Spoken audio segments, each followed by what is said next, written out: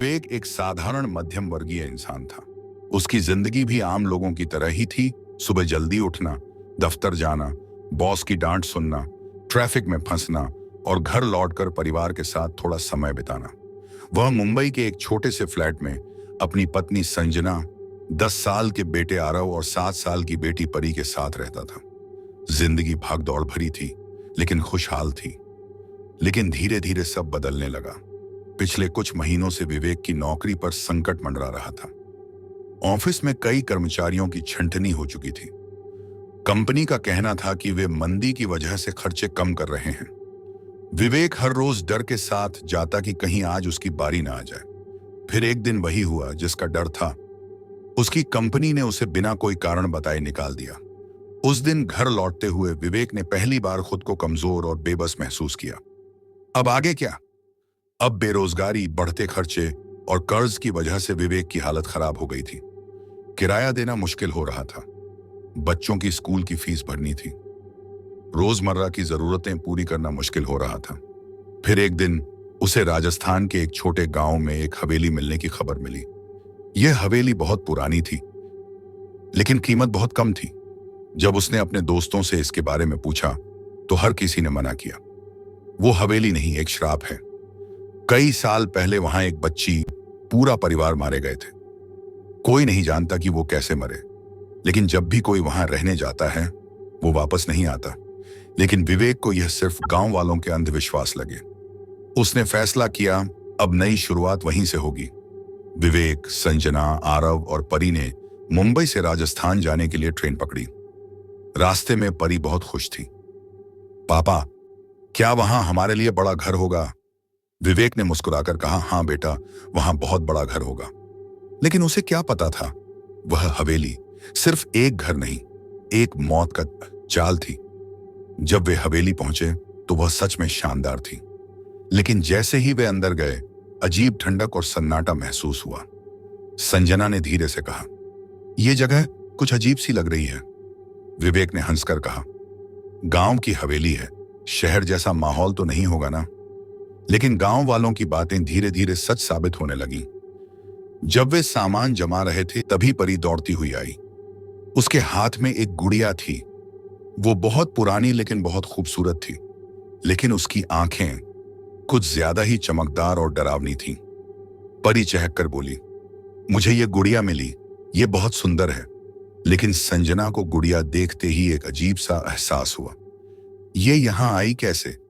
और फिर रात होते ही डरावनी घटनाएं शुरू हो गईं। शाम ढल चुकी थी।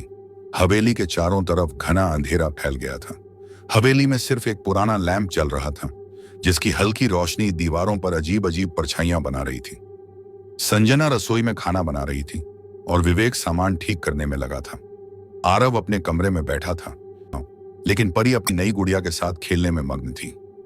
लेकिन परी को यह एहसास नहीं था कि जिस गुड़िया से वह खेल रही थी वो सिर्फ एक खिलौना नहीं थी, वो कुछ और थी। गुड़िया ने पहली बार आंखें घुमाई। परी हंस हंस कर गुड़िया से बातें कर रही थी। तुम्हारा नाम क्या है? परी ने गुड़िया से पूछा। कमरे में बस परी की आवाज गूंज रही थी, लेकिन अचानक गुड़िया की कांच जैसी आंखें हल्की सी हिल गईं। परी ठिठक गई। क्या तुमने कुछ कहा? परी ने धीरे से पूछा। कोई जवाब नहीं आया, लेकिन अब कमरे में अजीब सी ठंडक फैलने लगी थी। रात के 3 बज चुके थे। पूरी हवेली में सन्नाटा पसरा था। संजना की अचानक नींद खुल गई। उसे ऐसा लगा जैसे कोई कमरे में खड़ा होकर उसे घूर रहा हो। उसने धीरे से करवट बदली और सांस रोककर चारों तरफ देखा। कुछ नहीं था। लेकिन जब उसने नजरें घुमाई, दरवाजे के पास एक परछाई खड़ी थी, एक बच्ची जैसी, लेकिन उसका चेहरा दिख नहीं रहा था। संजना की रूह कांप गई। उसने झटके से विवेक को जगाया। विवेक, देखो वहां कोई खड़ा है। विवेक चौंक कर उठा। उसने उधर देखा, लेकिन वहां कुछ भी नहीं था। संजना घबराई हुई थी। मैंने सच में किसी को देखा, विवेक ने उसे समझाया। तुम बस ज्यादा सोच रही हो, नई जगह है, आदत पड़ जाएगी। संजना अनमने मन से फिर से लेट गई। लेकिन कमरे के कोने में रखी गुड़िया की आंखें हल्के से चमक रही थीं। इधर आरव अपने कमरे में सो रहा था, लेकिन अचानक उसे किसी के फुसफुसाने की आवाज आई। आरव, आरव। उसने आंखें खोली। कमरे में अंधेरा था, लेकिन खिड़की के पास कोई खड़ा था। आरव ने ध्यान से देखा।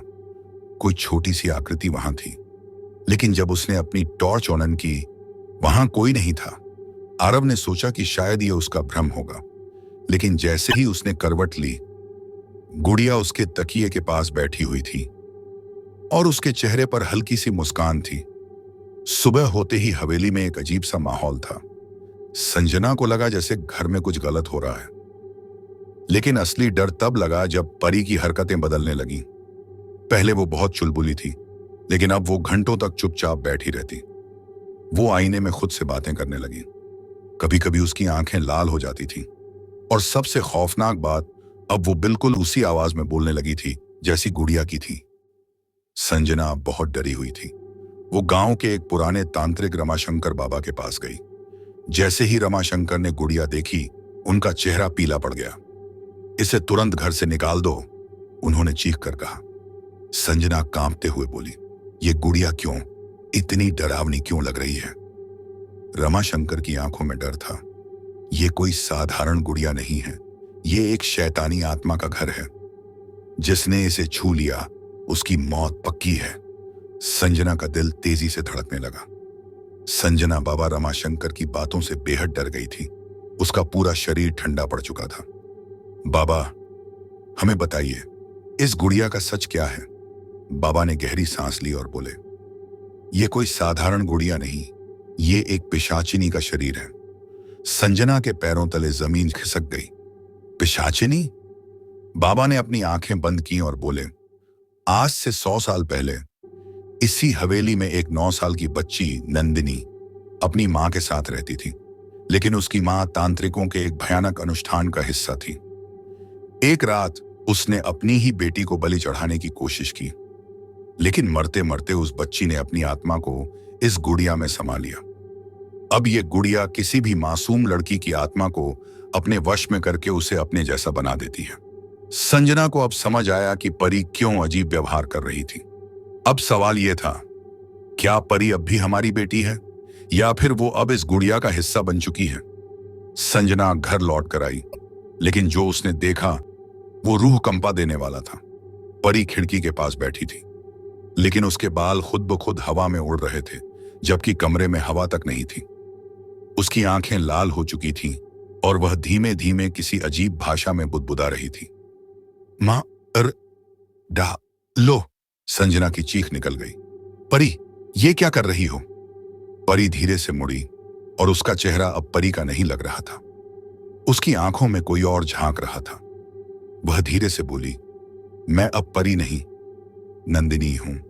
विवेक ने जैसे ही परी की हालत देखी, उसने हवेली छोड़कर जाने का फैसला कर लिया। लेकिन जब वह कार स्टार्ट करने गया, कार के बोनट पर खून से लिखा था, तुम भाग नहीं सकते। और अचानक गेट अपने आप बंद हो गया। अब वो इस हवेली में कैद हो चुके थे। बाबा रमाशंकर ने कहा, अगर इस गुड़िया को नष्ट करना है तो तुम्हें इसे उसी जगह ले जाना होगा जहां इसे पहली बार रखा गया था, हवेली के तहखाने में। विवेक और संजना परी को उठाकर तहखाने की ओर भागे, लेकिन तभी गुड़िया हवा में उड़ने लगी और अपने आप हंसने लगी। कोई मुझे नहीं मार सकता। अचानक हवेली की दीवारों से खून टपकने लगा। छत पर हजारों डरावनी आंखें उभर आईं। अब तो हवेली ही जिंदा हो चुकी थी। बाबा रमाशंकर ने मंत्रोच्चारण शुरू किया, एवं नमः काल रूपाय पिशाच विनाशाय स्वाहा। जैसे ही उन्होंने मंत्र पढ़ा, गुड़िया जमीन पर गिर गई और जलने लगी। लेकिन परी अभी भी तड़प रही थी। अगर गुड़िया जल भी गई तो परी को बचाने के लिए कुछ और करना होगा, बाबा ने कहा। परी की आत्मा को वापस लाने के लिए हमें नंदिनी की आत्मा को मुक्त करना होगा। संजना ने परी को पकड़कर पुकारा, परी, मेरी बच्ची, वापस आओ। लेकिन परी ने जोर से चीखते हुए कहा, नहीं, मैं अब नंदिनी हूं। बाबा ने कहा, नंदिनी, तुम्हें मुक्त होना होगा, तुम्हारा बदला पूरा हो चुका है। तभी हवेली के अंदर एक मासूम बच्ची की आत्मा प्रकट हुई। परी के शरीर से धीरे धीरे एक धुंधली आकृति बाहर निकल रही थी। यह वही आत्मा थी, नंदिनी। उसकी आंखों से आंसू बह रहे थे, लेकिन उसके चेहरे पर क्रोध और दर्द दोनों झलक रहे थे। नहीं, मैं नहीं जाऊंगी, मुझे अब भी न्याय चाहिए। तभी हवेली कांपने लगी, छत से खून टपकने लगा, दीवारों पर भयानक चेहरे उभरने लगे। बाबा रमाशंकर ने जोर से मंत्र पढ़ना शुरू किया, लेकिन तभी गुड़िया का जला हुआ टुकड़ा अचानक हवा में उठ गया और तेजी से परी की ओर बढ़ा। संजना चिल्लाई, परी भागो! लेकिन परी वहीं खड़ी रही, उसकी आंखों में अब भी कोई और था। बाबा रमाशंकर ने गहरी सांस ली और बोले, यह आत्मा इतनी शक्तिशाली क्यों हो गई? आखिर इसके पीछे क्या रहस्य है? तभी हवेली की नीचे वाली जमीन फटने लगी, एक तहखाने का द्वार खुल गया। विवेक, संजना और बाबा रमाशंकर ने अंदर झांका और जो उन्होंने देखा वो रूह कंपा देने वाला था। तहखाने के अंदर हजारों नरकंकाल बिखरे पड़े थे, दीवारों पर खून से तांत्रिक मंत्र लिखे थे और कोने में एक बड़ी लोहे की पेटी रखी थी। बाबा रमाशंकर कांपते हुए बोले, यह जगह सिर्फ एक हवेली नहीं, यह नरबली का स्थान है। विवेक ने डरते हुए पूछा, मतलब? बाबा ने बताया, यहां सालों तक तांत्रिक अनुष्ठान हुए हैं, बच्चों की बलि दी जाती थी और उनकी आत्माओं को इसी हवेली में कैद किया जाता था। अब सच्चाई सामने आ गई थी, यह हवेली खुद एक जीवित प्रेतबाधित शक्ति थी। गुड़िया सिर्फ एक जरिया थी, असली शैतान तो यह हवेली थी। अब सिर्फ एक ही रास्ता बचा था, हवेली को पूरी तरह खत्म करना। बाबा ने कहा, हमें इन सारी आत्माओं को मुक्त करना होगा। विवेक ने जैसे ही तहखाने में रखी लोहे की पेटी खोली, अंदर से भयंकर धुएं का गुब्बार निकला और फिर एक डरावनी आवाज आई, कोई भी जिंदा नहीं बचेगा। परी का शरीर अचानक हवा में ऊपर उठ गया, उसकी आंखें पूरी तरह सफेद हो चुकी थीं।